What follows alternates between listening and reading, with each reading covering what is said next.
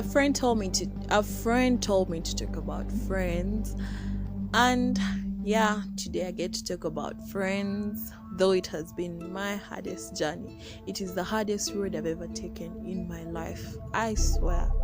But today I get to talk about it. So let's begin by defining who a friend is. To me, a friend is a person whom one has a bond of mutual affection.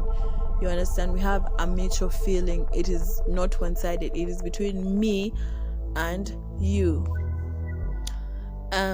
Typically exclusive of sexual or family relations. So today we are going to talk about friends who are not related to us. We're not going to talk about a sister who is your friend, or a mother who is your best friend, or your father who is your best friend. We're talking about people where we get to choose in our lives, people we want, those people we want to be in our lives. Yeah. So today we're going to talk about 5 character traits of a true friend or a true friendship. When I say that, I don't mean, because usually they tell us, if a friend doesn't support you, or he or she is not dependable, they are not true friends and all that. But that is not what we're going to talk about today. What we're going to talk about today is what we get to do in order to create good friendships or true friendships. Yeah, so now today we're talking about us. Have you done these things? If you have done these things, well and good. And if you have not yet done these things, it is time. You can start now. So as we start to create new and true and real friendships, because usually when we watch the movies, they tell us, we're BFFs forever. We've been together for 5 years and we're still stronger and going on. And we do not know what these people have to go through to reach where they are, to reach that point of calling themselves best friends forever. You understand? Those relationships have failed to work out in my country. I say it loud and clear because I know. Yeah, but it always starts with you, with one person, and from one person to another person to another person. Eventually we shall see this growing. Yeah, so a real friend is like a 4-leaf clover, hard to find and lucky to have. Growing up, I struggled with making real friends. I had friends in quotes that I kept around utterly because they made me feel accepted, and this taught me how hard it actually is to find a true friend, because it is hard to understand other people's motives and their intentions are always not clear. That makes it difficult to know who is a true friend and who is taking advantage of you. Yeah, but today and in this era, I learned these 5 traits, and I know that as I'm still working on myself, they will also work for you, because I know they work. Number 1, acceptance and respect. It is something we have failed to recognize in our relationships and in our friendships. First of all, we keep comparing our friends to other people's friends, our friendships to maybe the former friendships we had, or these friendships we see around. No, that is not right. Why? We are different people. We love different things. You understand? So if I can accept someone who is not perfect in my life, and I respect the fact that they are not perfect, we are good to go. I mean, what else? When you accept them, you mean it. You because sometimes, usually, I may be your friend now, and then I realize you're from a background that I had promised myself I will never get a friend with that background. But then I love you already. I've gotten to realize this after you have become my friend. So the only thing you need to do is to accept the fact that you have that background, which is not going to define you forever, and I'm going to respect that fact. You understand? Yeah, and when we try to do that, try to respect these people that we choose in our lives, and let's accept them the way they are. Yeah, number 2 is self self-development. If you want to create a real and true friendship, the thing we should do is, as we are self-developing ourselves, we should not forget that there are so many, even these people that are next to us, even these people that we love, we claim to love, need it.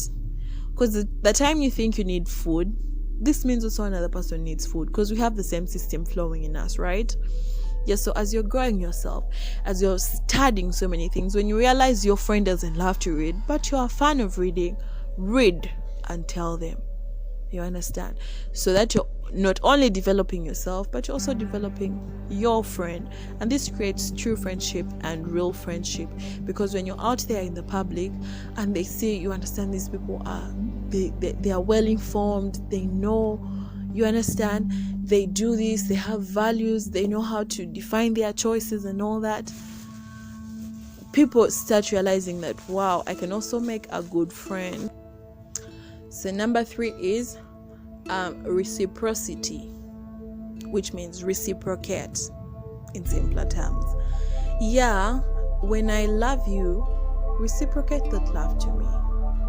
When I cherish you, do the same to me. Because whenever someone feels they're putting in so much effort and you're not putting in any effort, they get discouraged. You understand? It looks like it's a one-sided thing. It looks like I'm begging you to be my friend. But in other words, this applies to all relationships. Even our parents, when they feel they are doing so much for us and we're not even appreciating the least, you understand, the least thing we can do is appreciate them. But if we're not appreciating them, we also feel discouraged. If you have a boyfriend and he's doing all he can and you're not appreciating him, or you're not reciprocating his feelings, he'll get discouraged. This also applies to our teachers. You understand? When they are teaching you and you're not showing any signs of reciprocity, they get discouraged. So this also applies to friendships. When I love you, love me back genuinely the way I love you. I don't need you to fake it. When I care for you, care for me genuinely, like the way I'm caring for you. And this will help us grow real relationships or real friendships. Yeah, number 4 is understand and be understood. Yeah, understand that I love to eat. I love to eat so much. I myself, I love to eat. And my friends know that I love to eat. And when it comes to food, you understand, they don't talk a lot and be like, oh my God, Doreen loves to eat. No, they understand that I love to eat. And I also understand that maybe they love to do other things. You understand? So when we understand each other, we don't need to backbite each other. We don't need to speak ill of each other. This brings us back to the fact, to the point of acceptance. When I accept you, I accept that you eat, and I understand that you love to eat. You understand? And I respect that fact, and I love you no matter what.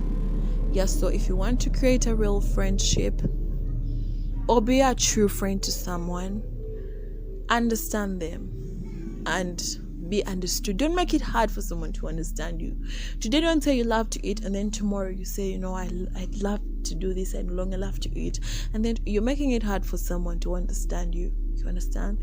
So let's make it easier. Let's create an environment where we can easily love each other, easily be true to ourselves and to the people that are around us. And lastly, accountability. I love this point so much because I have a friend at church. Whenever I'm distracted and they are preaching, she always taps on me and tells me, Doreen, are you listening? Doreen, are you paying attention? And I love this so much because she pushes me to do the right things. You understand? Sometimes she tells me, you know what, Doreen, you're growing too big. You should work out. So you know that you're big, you're growing bigger, and you need to work out, or you need to eat healthy, or you need to detox and all that. Yeah, find someone be someone who is accountable for someone that is next to you. You know, when you're friends at school, you'll be walking together in that they'll be like, oh, wherever you see Doreen, maybe you see Sandra, maybe you see someone else. So they know those ones walk together. So whenever someone has not attended school, when they ask you, you must know where she is. You should be like, oh, she's sick, or maybe, oh, she's not around, she went up country and all that. Let's not be friends who, when they ask you, where's your friend, you're like, huh? Oh, I don't know. Really? that is not being a real or true friend. Yeah, so let's be accountable to others. Let's push them to do things. I have a friend who doesn't love to eat, but she must eat. You understand? We need to eat to live. So you need to push. Have you eaten? You call and you're like, have you eaten? Really? She's like, yeah. And maybe you're in Bible study and you've been doing study with someone. You need to ask them, have you read the Bible? Really? Have you? Yeah. Or maybe have you gone to church? We have friends that you understand, they are so lazy, so you have to first call her in the morning and remind her. Let's be accountable for these small things, so that when it reaches to the future and you need to remind someone to maybe to work on a big project, it is easier because you started with these small things. Yeah, because the quality of your life and your happiness is directly proportionate to the quality of healthy relationships you have. Yeah. So how about you? Who are your most important friendships and why? Okay, so lastly, you become what you surround yourself with. Energies are contagious. Choose carefully. Your environment will become you. Thank you so much. Subscribe, like, and use the comment box and tell me who your most important friend